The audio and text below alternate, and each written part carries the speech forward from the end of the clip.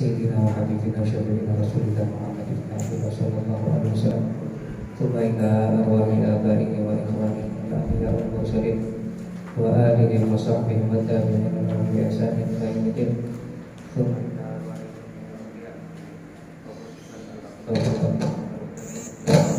thumma ila arwahi ibadina sholihin thumma ila arwahi jami'il masyayikhina Wassalamualaikum warahmatullahi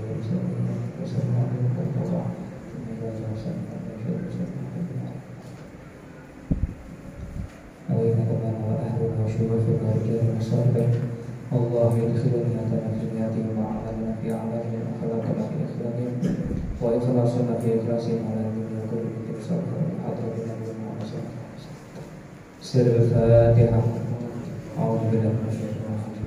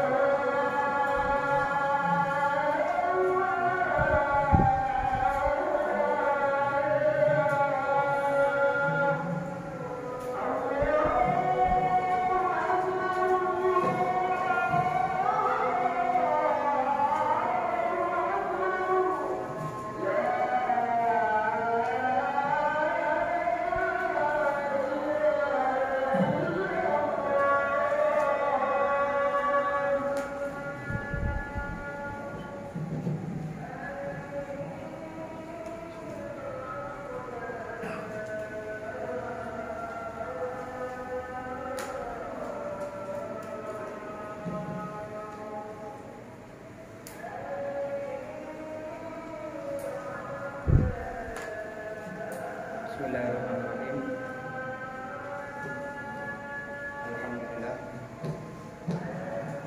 Alhamdulillah. Pada malam hari ini kita akan meneruskan pelajaran kita masih pada pembahasan tentang bab sholatul Jum'ah, yaitu sampai pada pembahasan rukun khutbah. Betul. Yaitu tepatnya halaman 52. Ya, Bismillahirrahmanirrahim. Arkanul khutbataini khamsatun. Rukun-rukun kedua khutbah itu ada 5. Yang dimaksud khutbah di sini adalah khutbah Jumat. Rukun-rukun kedua khutbah itu ada 5. Artinya ketika seseorang khutbah Jumat, maka dia harus mengamalkan 5 perkara ini. Apabila satu tidak dibaca atau tidak dilaksanakan, maka khutbahnya tidak sah. Nah, jika khutbahnya tidak sah, maka sholat Jumatnya juga tidak sah.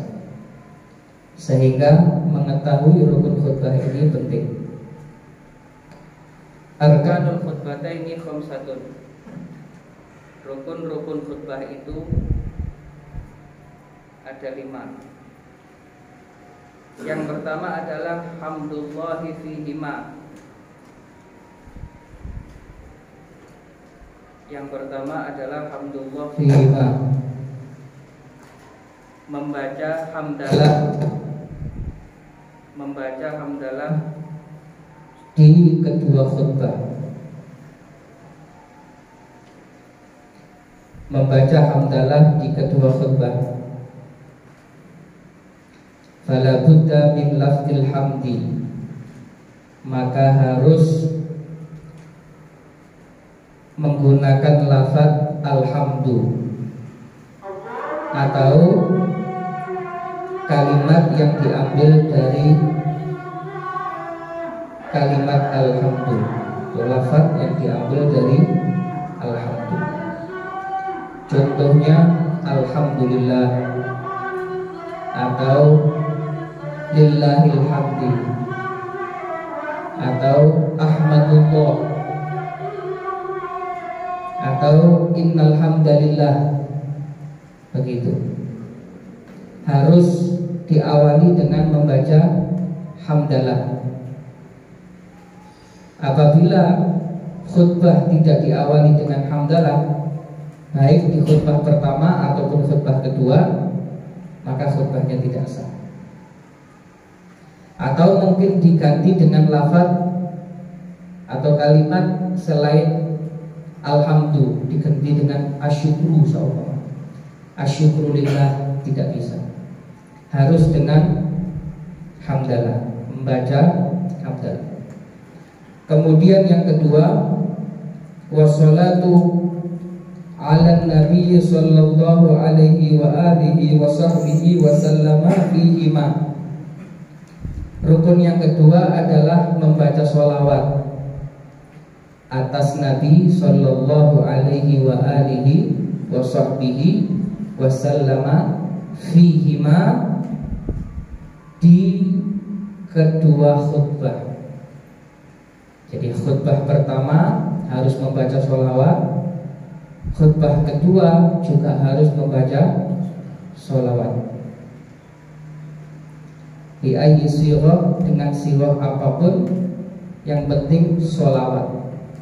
Seperti wa sallallahu ala sayyidina Muhammadin, atau Allahumma salli ala sayyidina Muhammad, atau wa usalli wa usallimu ala sayyidina Muhammad. Harus lafaz sholat, ya, atau yang diambil dari lafaz sholat. Adapun lafaz Muhammad tidak harus. Lafaz Muhammad tidak harus. Seumpama diganti dengan julukan yang khusus untuk Nabi boleh. Allahumma sholli wa sallim ala hadzal rasul, bisa. Tapi kalau lafaz sholahnya nggak bisa diganti. Seumpama as-sholah diganti dengan rohimah, seumpama nggak bisa. Rahimallahu Muhammadan, tidak bisa. Jadi harus lafaz sholat. Rukun yang kedua adalah membaca sholawat atas Nabi Muhammad sallallahu alaihi wasallam fihima di kedua khutbah. Kemudian yang ketiga, wal wasiyatu bit taqwa. Wal wasiyatu bit taqwa fihima. Yang ketiga adalah wasiat takwa di kedua khutbah. Wal wasiyatu bit taqwa fihima.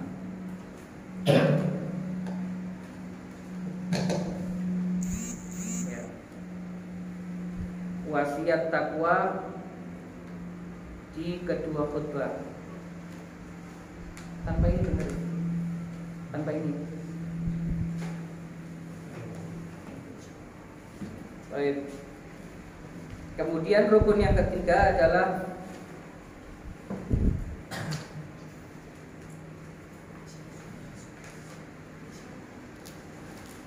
wal wasiyatu bit taqwa fihima, yaitu wasiat takwa pada kedua khutbah atau di kedua khutbah. Jadi wasiat takwa ini harus has ala ta'ah atau az-zajr anil maksiyah. Wasiat takwa itu isinya terserah, yang penting motivasi, dorongan untuk bertakwa, ya, atau larangan berbuat maksiat. Itu sudah ya. Yang dimaksud wasiat takwa yaitu has ala ta'ah, yaitu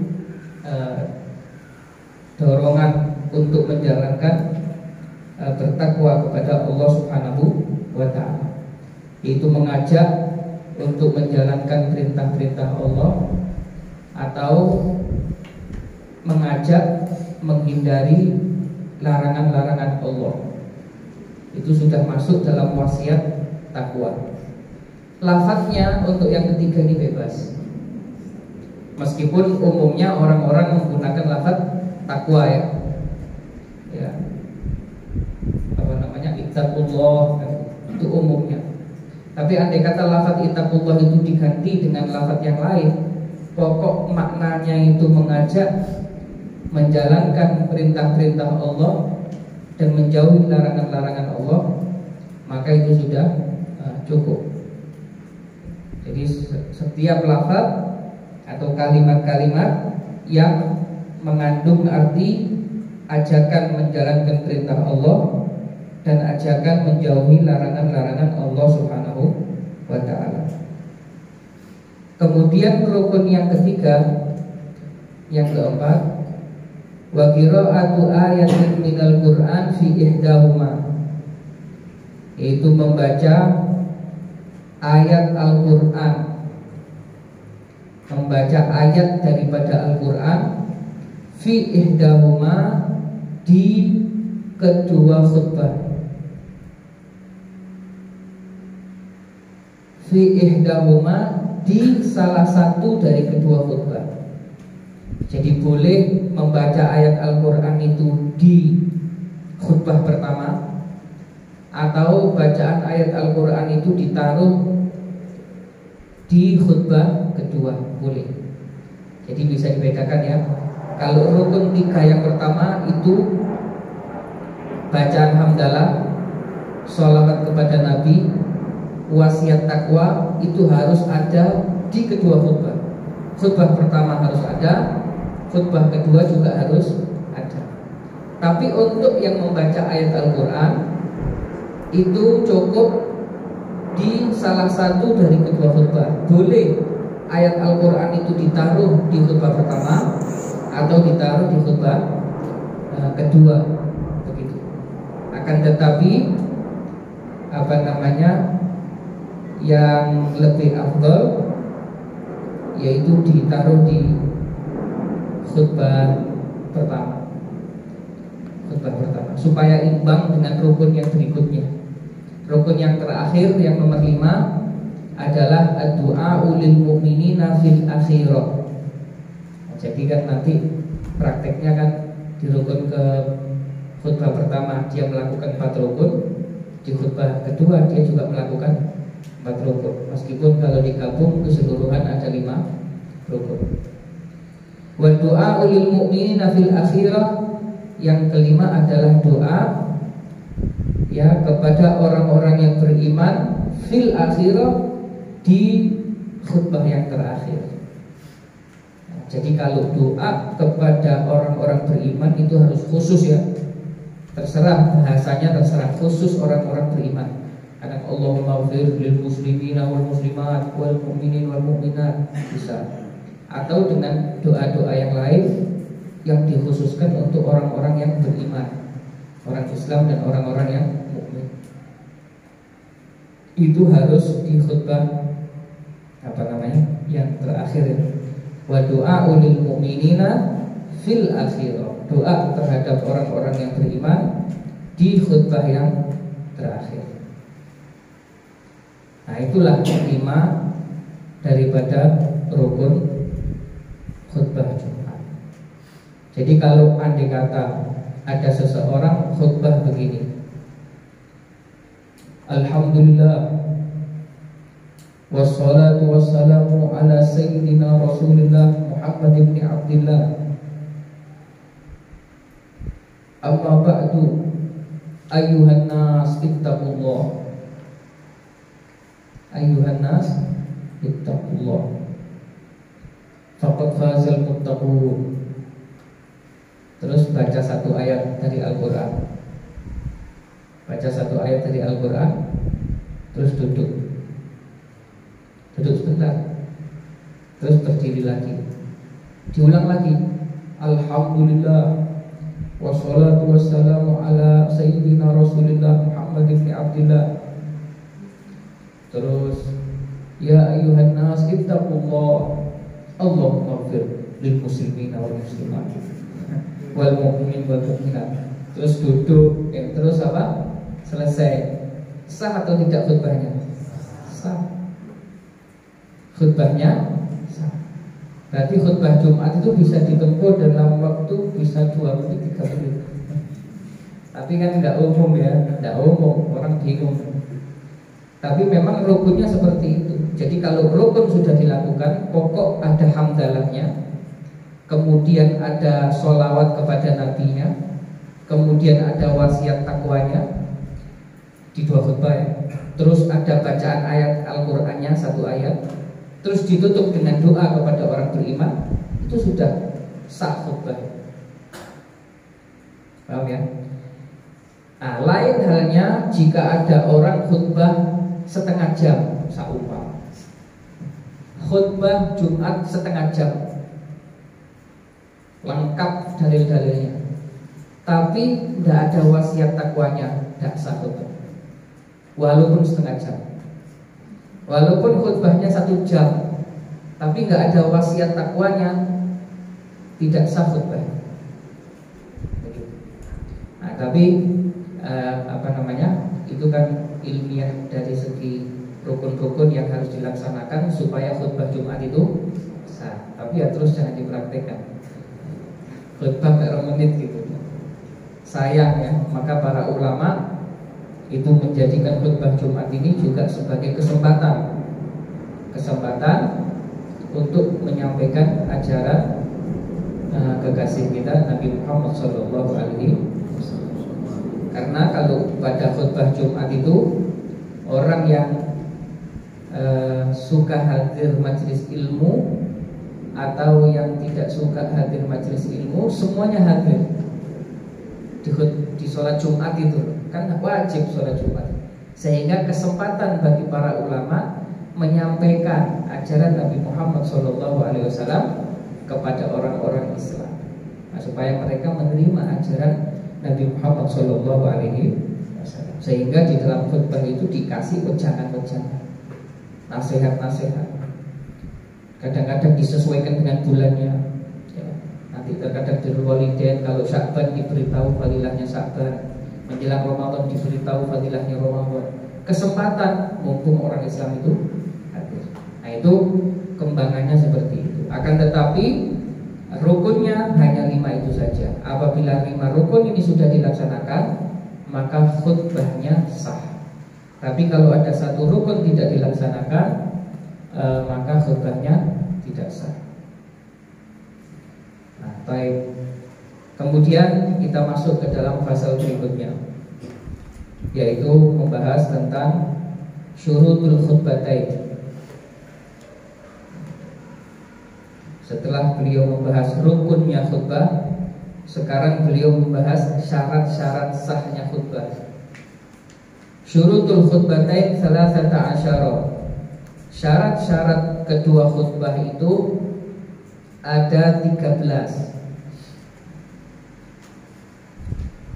Ada 13. Yang pertama adalah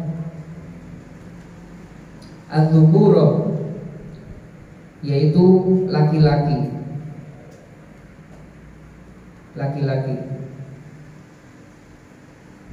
Syarat-syaratnya kedua khutbah, yang pertama adalah az-dzukura, yaitu laki-laki, orang yang khutbah. Nah, lain halnya kalau yang khutbah wanita, maka tidak sah. Seperti yang viral itu ya, di WA video seorang wanita yang khutbah Jumat dan imami Jumatan di Amerika ya. Itu tidak sah karena syarat khutbah Jumat terus makmumnya laki. Tidak sah. Harus laki-laki, khutbahnya harus laki-laki ya, nanti imam Jumatan itu juga harus laki-laki. Wassama, dan syarat yang kedua adalah as-sama. Yang dimaksud di sini adalah terdengar. Ya, khutbah itu terdengar oleh makmum.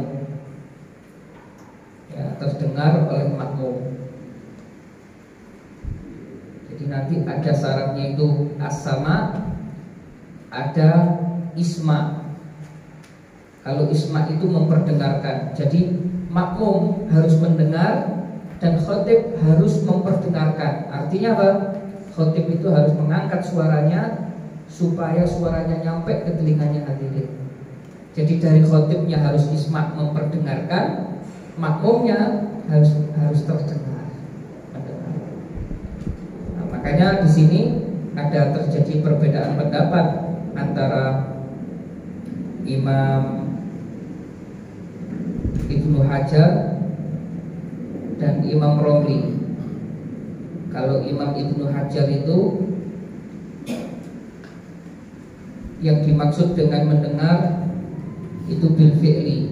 Maksudnya bil fi'li yaitu haqiqah, mendengar secara pasti. Jadi memang benar-benar mendengar. Gitu.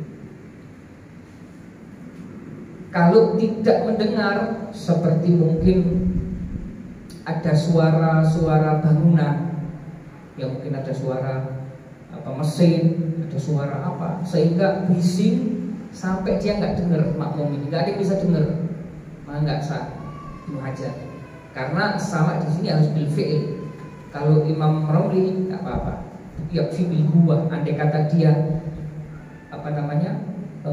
menggunakan telinganya, memperhatikan, dan andai kata suara itu hilang dia akan dengar, maka menurut Imam Romli itu sudah cukup dan sah. Paham ya? Jadi kesepakatan Imam Romli dan Imam Ibnu Hajar dua-duanya berpendapat makmum harus mendengar khutbahnya imam. Kalau zaman sekarang kan sudah menggunakan mikrofon, tapi kalau di sebagian daerah kan tanpa mikrofon, atau mungkin zaman dahulu tanpa mikrofon. Begitu. Jadi makmum harus dengar khutbahnya imam, minimal 40 orang yang mendengarkan.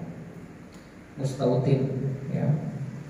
Wa wuqu'uhuma fi khuttati abniyatin. Ya. Dan kedua khutbah itu dilaksanakan di lingkup bangunan-bangunan. Maksudnya di lingkup perkampungan. Ya, sebagaimana sholat Jumat itu syaratnya harus didirikan di lingkup perkampungan, maka kedua khutbahnya juga harus dilakukan di lingkup perkampungan. Itu syarat yang ketiga. Kemudian syarat yang berikutnya wat-thaharatu 'anil hadatsain, yaitu suci dari dua hadas.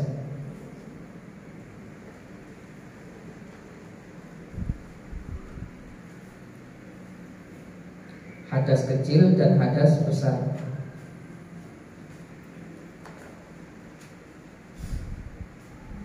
Karena kedua khutbah ini syaratnya hampir sama dengan sholat. Ya, syarat-syaratnya sholat itu juga berlaku pada kedua khutbah. Sebagian syaratnya, di antaranya harus suci dari hadas kecil, suci dari hadas besar. Kemudian toharoh anin najasah fil badani wasaubi wal makan. Ini juga syaratnya sholat. Suci daripada najis di badan, pakaian dan tempat. Jadi kalau andai kata ada seorang khatib Jumat berkhutbah, kemudian di tengah khutbahnya dia batal wudu, maka khutbahnya tidak sah, seperti buang angin, ya. Karena apa? Karena syaratnya khutbah itu harus suci dari hadas. Ya, kalau andai kata dia bisa dan memungkinkan untuk berwudu dengan segera fauron, dia bisa cepat berwudu dan cepat kembali, dia bisa meneruskan khutbahnya. Tapi kalau tidak, maka harus istaknafa min jadid, harus mengulang khutbahnya dari awal. Ya. Ini syarat yang berikutnya. Jadi khatib harus suci dari kedua hadas dan suci dari najis di badan, pakaian dan tempat. Kemudian wasatrul aurat, yaitu menutup aurat. Menutup aurat juga sama syaratnya dengan sholat. Wal qiyamu 'alal qadir, dan berdiri atas orang yang mampu. Jadi berdiri ketika khutbah itu hukumnya wajib karena syarat sahih. Andai kata dia mampu berdiri, ya, mampu berdiri tapi tidak berdiri, maka khutbahnya tidak sah. Wal qiyamu 'alal qadir, yaitu berdiri atas orang yang mampu. Andai kata tidak mampu, berdiri, al-afdol, yang lebih bagus, lebih utama, digantikan orang lain. Kalau tidak ada di satu desa itu cuma ada dia yang bisa khutbah, yang lain nggak ada yang bisa. Dia nggak mampu berdiri, sakit, boleh khutbah duduk. Kalau nggak mampu duduk, boleh dia khutbah dengan berbaring. Ya. Itu dibahas di dalam taklik. Nanti bisa kalian perhatikan kembali takliknya. Jadi dia wajib berdiri jika mampu. Kalau tidak mampu berdiri, baru diperbolehkan khutbah duduk. Kalau tidak mampu, baru diperbolehkan khutbah irtoja, yaitu tidur menyamping. Jadi khutbah sambil tidur menyamping, yang memang tidak umum, ya, tidak umum. Nah, tapi ini kan fuqaha itu membahas sesuatu yang andai kata terjadi, hukumnya sudah ada. Mungkin di satu desa ustadznya hanya satu, saumpama ya. Terus dia nggak mampu berdiri, bagaimana hukumnya? Boleh duduk. Nggak mampu duduk, boleh tidur terlentang, berbaring. Tapi kalau di satu daerah yang banyak ulamanya, banyak ustadznya, maka lebih afdal digantikan, itu istikhlaf, digantikan kepada orang lain. Baik, kemudian syarat yang berikutnya adalah wal julusu bainahuma biqadri tuma'ninatis shalah. Itu syarat yang berikutnya adalah duduk di antara kedua khutbah. Duduk di antara kedua khutbah dengan kadar atau dengan seukuran tuma'ninah di dalam sholat. Jadi khutbah yang pertama dengan khutbah yang kedua itu harus dipisah dengan duduk. Andai kata tidak dipisah dengan duduk, maka dihitung satu khutbah. Meskipun dia sudah membaca semua rukun, rukun yang pertama dibaca, rukun khutbah kedua dibaca, tapi dia nggak duduk, tetap dihitung satu khutbah. Jadi antara khutbah yang pertama dengan khutbah yang kedua harus dipisah dengan duduk. Kalau tidak dipisah dengan duduk, maka tidak sah. Duduk sejenak seukuran apa? Tumakninah di dalam sholat. Nah, tapi sempurnanya seukuran bacaan surat Al-Ikhlas. Jadi seukuran bacaan Al-Ikhlas dan khotibnya dianjurkan baca surat Al-Ikhlas. Surat Al-Ikhlas. Qul huwallahu ahad, Allahus samad, lam yalid wa lam yulad wa lam yakul lahu kufuwan ahad. Begitu yang dikatakan oleh fuqaha. Adapun ada sebagian ulama yang menganjurkan di antara dua khutbah itu membaca Sayyidul Istighfar. Allahumma anta rabbi la ilaha illa anta khalaqtani wa ana 'abduka wa ana 'ala 'ahdika wa 'ahdika mastata'tu a'udzu bika min syarri ma sana'tu. Sayyidul Istighfar. Allahumma anta rabbi la ilaha illa anta khalaqtani wa ana 'abduka wa ana 'ala 'ahdika wa 'ahdika mastata'tu a'udzu bika min syarri ma sana'tu wa a'udzu bika min ni'matika 'alayya wa bika min fadlika fa innahu la yaghfiru dzunuba illa anta. Sayyidul Istighfar. Kenapa? Karena ada hadis Nabi Muhammad SAW yang menjelaskan di hari Jumat itu ada satu waktu yang mustajab doa. Dari saking mustajabnya doa itu, maka Allah akan mengabulkannya, baik doa itu urusan duniawi atau urusan ukhrawi. Mustajab. Jadi dikabulkan, pasti dikabulkan. Ada satu waktu, hadis begitu. Baru di situ ada 15 pendapat ulama. Ada yang berpendapat adalah sah. Itu yang dipakai oleh Sayyidah Fatimah Zahra. Antara asar sampai maghrib. Jadi Siti Fatimah itu kalau sudah asar sampai maghrib tidak mau diajak bicara.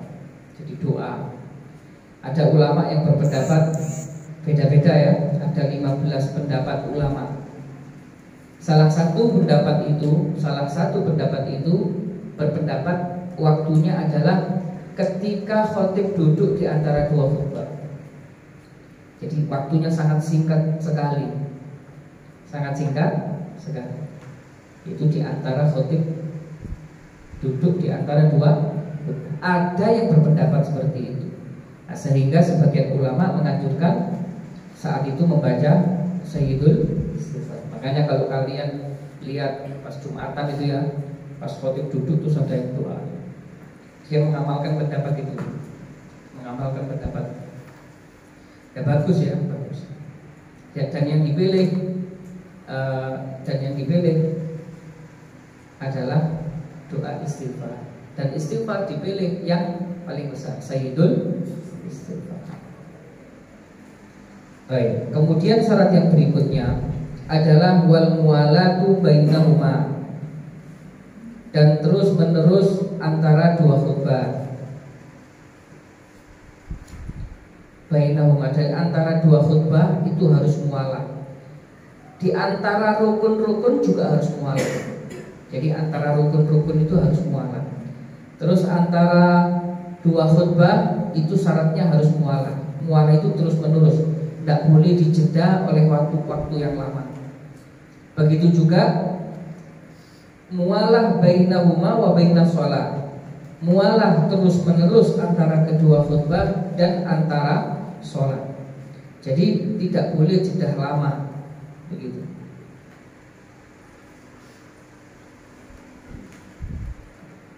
Ini batasannya minimal atau maksimal seukuran sholat 2 rakaat yang dilakukan secara cepat. Jadi nggak boleh lebih dari itu. Dan ini menjadi syarat sah ya. Antara rukun-rukun khutbah itu syaratnya harus mualah. Terus antara khutbah pertama dengan khutbah kedua syaratnya harus mualah. Begitu juga antara khutbah dan sholat juga harus mualah. Wa kaunuhuma bil arabiyyah, dan hendaknya kedua khutbah tersebut bil arabiyyah, dengan berbahasa Arab.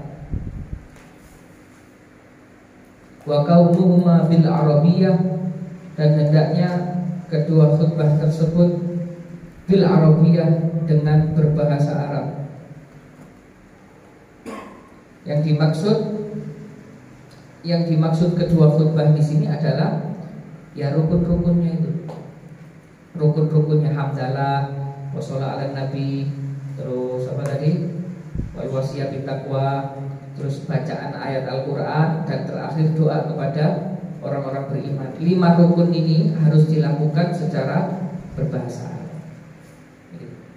Nanti kalau lainnya rukun berbahasa Indonesia ya tidak apa-apa. Seperti yang dilakukan di masyarakat kita itu, rukunnya mesti bahasa Arab. Nggak mungkin ada ya, khutbah Jumat khotibnya bahasa Indonesia tok full, tidak ada bahasa Arabnya. Kenapa? Karena rukun khutbah itu harus dilakukan dengan berbahasa Arab. Makanya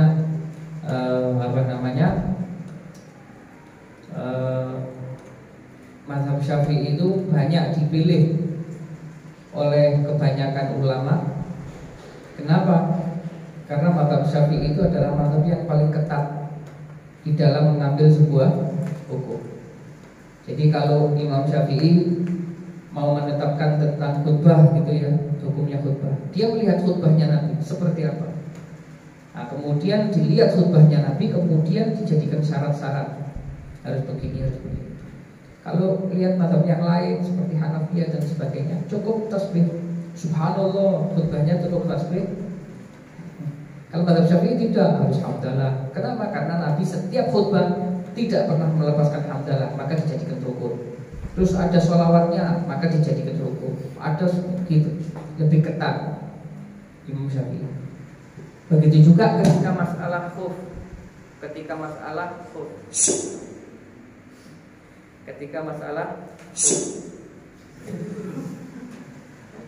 线路输入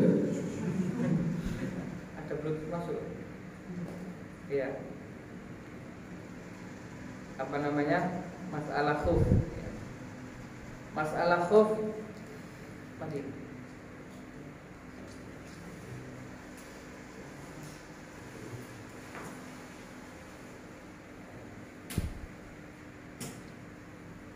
Ya. Kemudian masalah khuf. Itu masuk Bluetooth sepertinya ya. Ada yang masukkan Bluetooth? Enggak. Tes.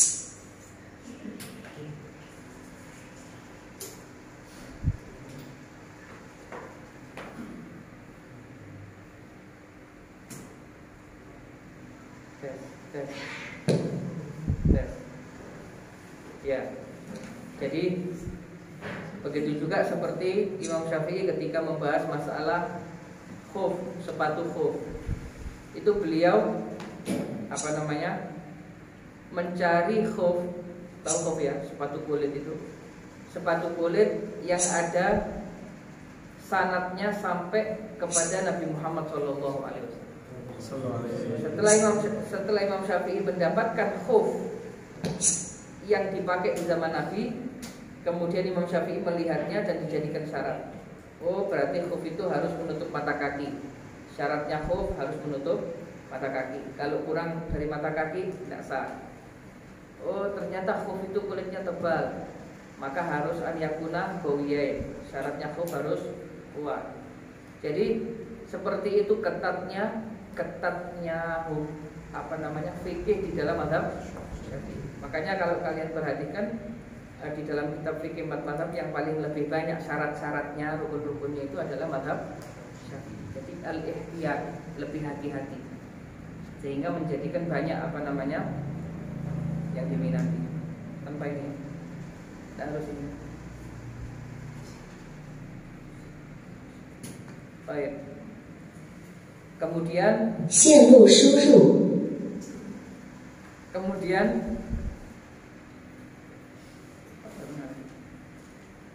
Kemudian syarat yang berikutnya adalah wa isma'uhuma, dan memperdengarkan kedua khutbah. Wa isma'uhuma, dan memperdengarkan kedua khutbah arba'ina, kepada 40 orang. Jadi khotib mengangkat suaranya sampai didengarkan oleh hadirin, itu namanya isma'. Jadi sama itu syarat, jadi datangnya dari hadirin berusaha mendengarkan. Isma' dari khotib juga syarat. Jadi isma'uhuma, dan memperdengarkan kedua khutbah arba'ina kepada 40 orang. Tan'aqidu bihimul jum'ah, yang sah dengan mereka sholat Jumat, atau yang mengesahkan sholat Jumat. Jadi itu kembali ke pembahasan kita sebelumnya ya. Ada 40 orang yang menjadikan sholat Jumat itu sah.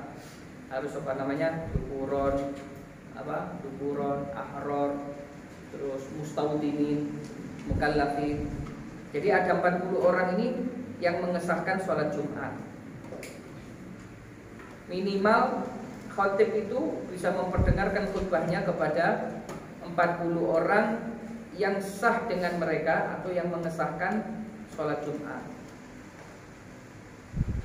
Wa kaunuhuma waqta dhuhri, dan hendaknya kedua khutbah tersebut waqta dhuhri, dan hendaknya kedua khutbah tersebut waqta dhuhri, pada waktu zuhur. Falau syara'a fil hamdalah qabla dhuhri la yasih. Andai kata khatib memulai hamdalah sebelum azan zuhur atau sebelum masuk zuhur, maka khutbahnya tidak sah. Andai kata khatib mengawali khutbahnya hamdalah sebelum masuk khutbah, sebelum masuk waktu, maka khutbahnya tidak sah. Jadi khutbah ini penting seperti pentingnya sholat. Kenapa? Karena kalau khutbahnya ini tidak sah, maka sholatnya tidak sah. Karena khutbah Jumat dengan sholat Jumat itu satu paket. Makanya setiap khatib berkewajiban untuk mengetahui ini. Karena dia yang menanggung nanti, menanggung banyak orang. Jadi dia harus betul-betul memperhatikan rukun-rukun khutbahnya. Begitu. Nah, kemudian yang perlu cermati adalah lafaz ibadallah.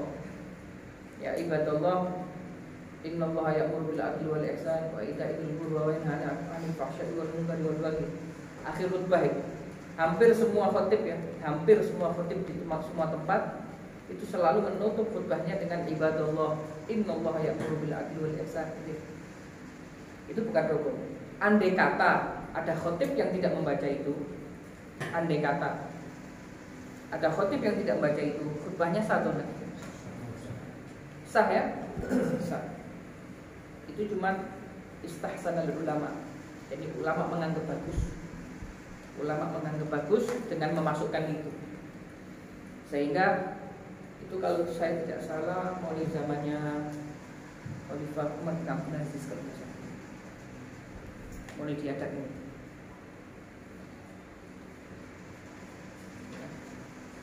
Sebab menggarisbawahi ada sebuah kejadian yang sempat dibahas, dianggap Jumatnya ini tidak sah, sampai terjadi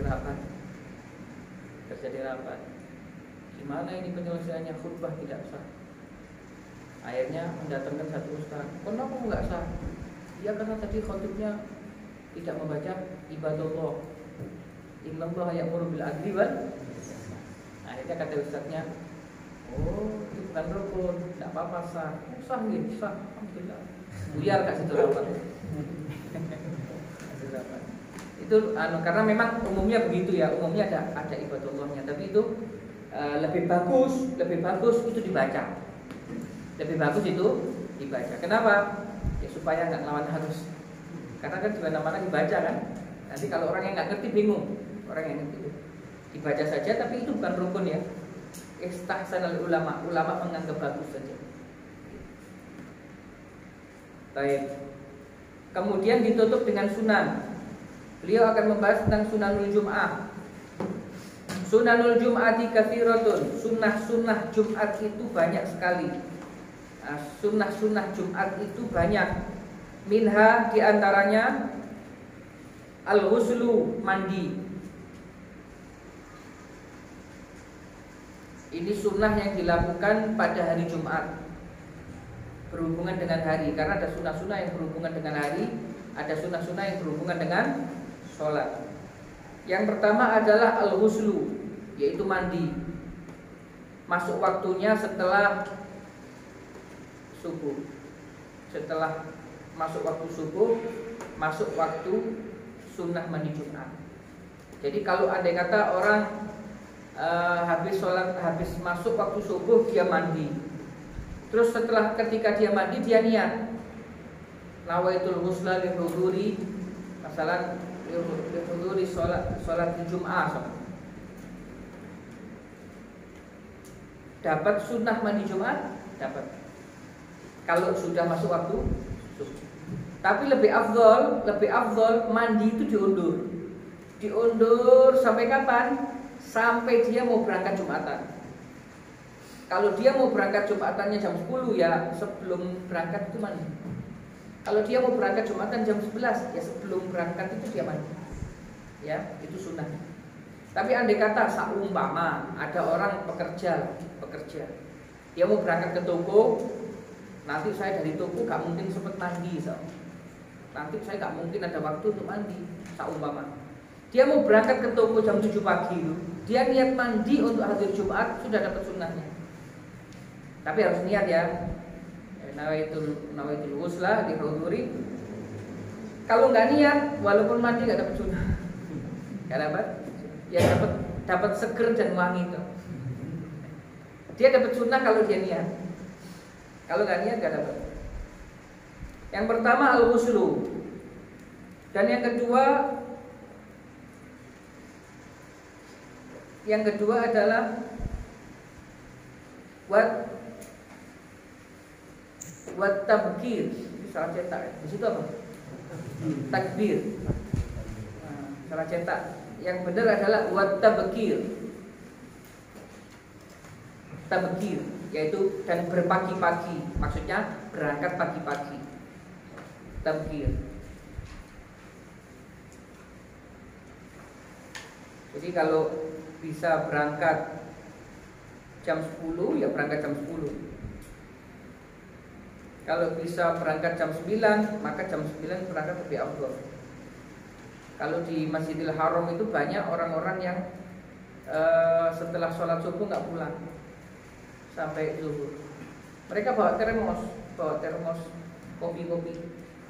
Ya, kadang disingkat tadi ini tidak kan nggak boleh masuk masjid kan, ada penjaganya. Tapi gak begitu ketat, banyak yang bawa kopi termos. Kenapa? Karena dia mulai subuh sampai itu iktikaf di situ. Dia baca Quran, baca sholawat, baca Quran lagi, baca sholawat lagi, terus nyambung sampai sholat zuhur. Masya Allah. Ya. Tapi kebanyakan orang tua, yang muda-muda tuh. Yang semangat ibadah itu biasanya, ya muda-muda juga banyak, tapi yang lebih banyak biasanya 40-50 tahun ke atas. Itu kuat-kuat kalau ibadah. Di Masjid Nabawi itu biasanya subuh nyambung sampai Jumat. Makanya kadang-kadang kalau berangkat jam 10, berangkat jam 9, cari soft pertama nggak dapat biasanya. Soft pertama, soft kedua itu ditutup full sama orang. Mereka berlomba-lomba untuk soft pertama dan soft kedua. Tapi kalau pengen soft pertama, ya subuh boleh. Kalau jam 7 pagi. Sunnah ya, tabkir, yaitu berangkat pagi-pagi.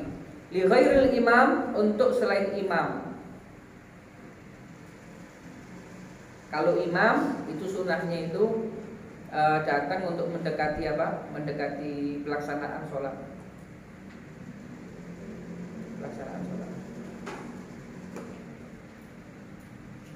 Begitu juga daibul hadas. Kalau daibul hadas kan tak bisa kecuali sudah masuk waktu. Buat tandif dan membersihkan, maksudnya membersihkan badan, sunnah. Jadi setelah mandi, badan itu dibersihkan, dipotong kukunya, dirapikan kumisnya, dirapikan janggutnya, dirapikan bulu ketiaknya, dibersihkan bulu bawahnya, terus ya pokok bersih badan pokoknya. bersih-bersih badan, kemudian afdolnya ditambah dengan wewangian. Jadi berangkat itu bersih, karena manusia itu diciptakan oleh Allah dan nalurinya itu condong kepada kebersihan. Siapapun manusia, ya maaf ya, meskipun andai kata ada orang kopros gitu ya, dia tetap senang sama yang kebersihan, karena itu naluri bawaannya manusia. Dia senang sama yang bersih. Makanya Islam itu mengajarkan kebersihan supaya menarik. Jadi kalau ada kamu berdampingan dengan orang yang bersih, baunya harum, rasanya. Tapi kalau duduk sampingnya ambu bawang, belegean, ambu dia ngomong. Jadi sunnah tanzif. Jadi Allah itu zat yang maha bersih dan mencintai kebersihan. Baik. Kemudian walubsul thiyabil bid, dan memakai pakaian putih, berwarna putih.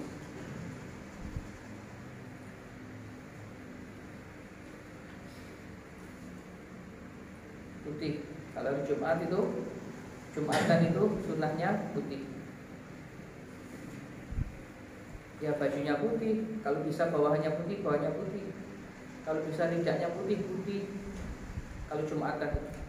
Tapi ini hari Jumat yang selain Id. Kalau hari Jumat yang Id, yang hari raya, itu sunnahnya baju yang zina, yang lebih berhias. Kan hari Yaumul Faroh ya, surur, hari bahagia. Wa tatayyub, kemudian dan memakai wewangian, parfum, tatayyub.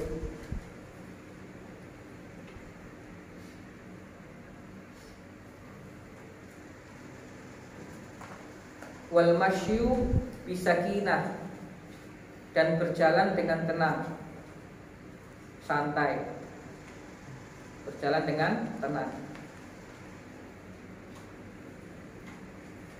Jadi tidak lari, juga tidak jalan cepat. Jadi jalannya santai, tenang. Itu termasuk adab. Ini sunnah-sunnah ini juga dinamakan adab.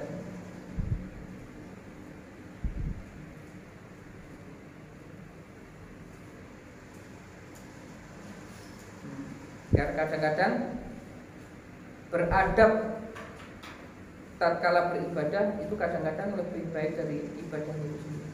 Kadang-kadang bisa mengalah. Artinya ibadah yang dibarengi dengan adab ya, ibadah yang dibarengi dengan adab. Jadi mau menghadap Allah itu badannya bersih, kemudian tubuhnya bersih, kemudian dikasih wewangian, karena dia akan menghadap Allah Subhanahu wa ta'ala. Terus Jumatan ini juga ada syiar juga. Syiarnya Islam. Sehingga andai kata Islam di mana saja terlihat buah dan terlihat wah, itu salah satunya dengan adanya Jumatan. Kan mereka berkumpul, ngumpul. Begitu juga adzan itu syiar, Jumatan itu syiar, sholat berjamaah itu syiar. Kadang-kadang orang bisa masuk Islam karena melihat syiar-syiar itu. Hati bergetar, hidayah datang. Banyak orang yang hidayah datang karena melihat syiar-syiar Islam. Pas bermono kan, pas melihat orang berbondong-bondong jalan ke masjid, syiar-syiar itu pengaruh nanti. Dan baik. Kemudian wal qiraatu awi dzikru fit thariq, dan membaca Al-Qur'an atau zikir fit thariq di jalan, au fil masjid atau di masjid.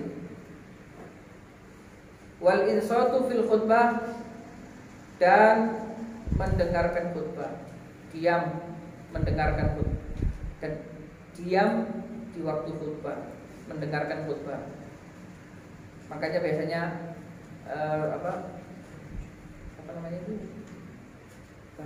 yang ansitu wasma'u bila itu ingin mengingatkan, karena berbicara dan bermain batu. Kalau zaman sekarang bermain HP. Dulu bermain batu aja bisa menghilangkan fadilah jamak. Jadi harus khusyuk mendengarkan khutbah Jumat.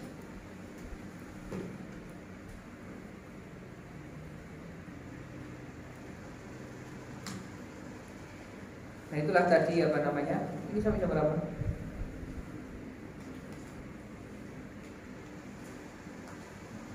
Ila saat. Terus asal atau saat.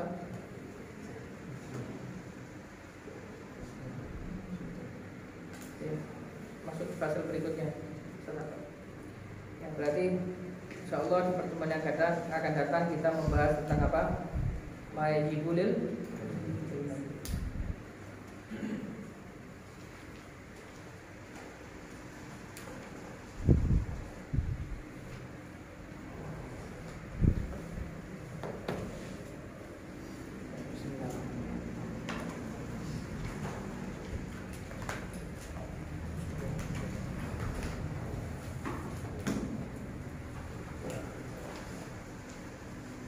Al-Fatihah.